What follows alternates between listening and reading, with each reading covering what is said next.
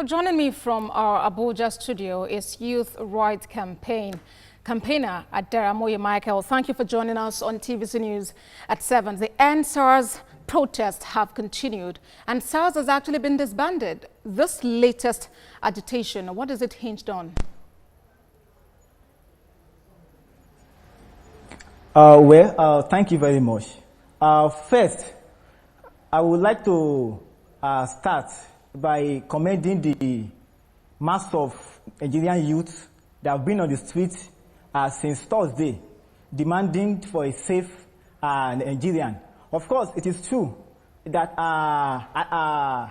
has been reported that SARS has been disbanded, and as we all know, SWAT has been set up by the government. And what we are saying is that we are, as a first step, condemning the formation of the SWAT team, and we are telling the students, the youth, to reject such initiative, because the agitation of the youth itself has not been attended to, because it is more like just changing of name. People were complaining about SARS, and then you just come up with SWAT without putting in place things to ensure that what people had with SARS did not occur with SWAT. And that itself shows the fact that Nigerian youth are still protesting shows the distrust they have in the Buhari regime. And that itself is not surprising. This is a government that has failed on all of the promises that it has given to different representatives of the oppressed group. We have ASU that has been on strike for years, despite promises by the government that one or two things will be done. Nothing has been done too. The issue of the minimum wage is also another example too. So that if Nigerian youth are still protesting, it shows the level of distrust in the Buhari regime. And with myself, I've been part of the protest since Thursday, and you need to see that also the agitations of the youth have not been met, except just the president talking about forming a SWAT or so and other things too. We see that fundamentally the root cause of the problem has not been addressed. Because if it has been addressed, by now the IGP ought to have been dismissed.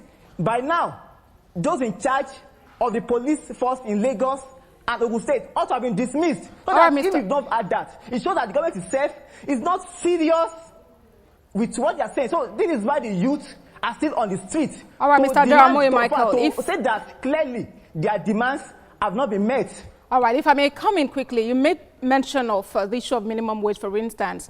As it is at the moment, it is now within the powers of each state to determine whether or not they adopt it and that they pay the new minimum wage. Already at the federal level, that has been sorted. So it's now left for the states to make that decision. If I may, yes, please, if I may continue. You also talked about the fact that SWAT, like the root causes, have not been addressed. For instance, the IGP has told former operatives of the now defunct SARS to report at the police authorities for psychological examination before they can now be redeployed and reorientated and redeployed to other police formations. What do you say about that? It appears some move has been made already.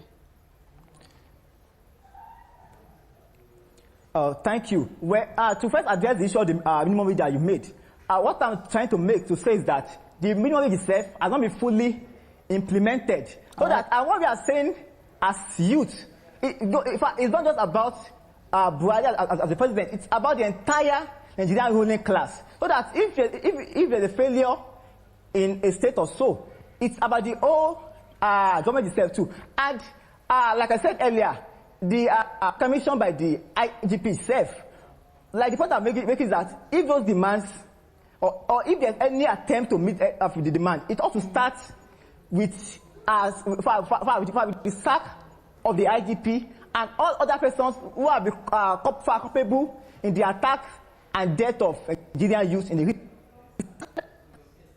All right, Mr. Adaramoye Michael, well, the sacking of the IGP or otherwise would be dependent on the presidency. And so we'll wait to see what the days ahead are holding. Youth campaigner Adaramoye Michael, thank you for joining us on TVC News at 7.